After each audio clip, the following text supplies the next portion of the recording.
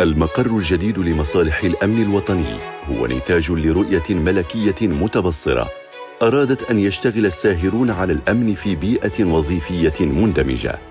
ومنذ سنة 2019 وهذا المشروع المهيكل يسير بثبات نحو الاكتمال، شاهداً على رؤية أمنية تمزج بين أصالة الهوية وابتكار العصر. وفي انتظار تدشين هذا المركز النموذجي في الأمد المنظور، تواصل الفرق الميدانية عملها بتفان ويقظة.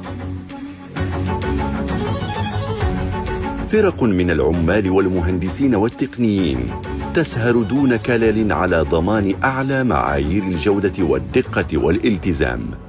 على أرض تمتد على 20 هكتاراً يتجلى صرح هندسي فريد صمم بعناية ليؤمن بيئة عمل مثالية توحد بين الأداء الوظيفي والجمالية العمرانية واحترام البيئة ومعايير الاستدامة.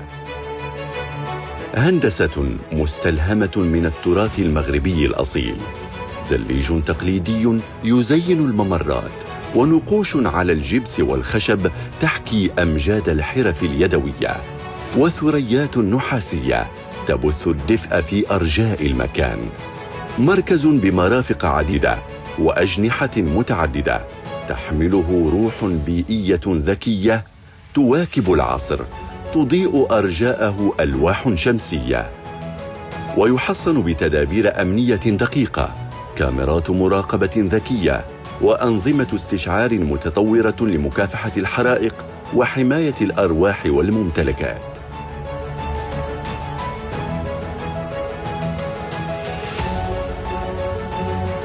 إنه ليس مجرد مشروع عمراني، بل صرح سيادي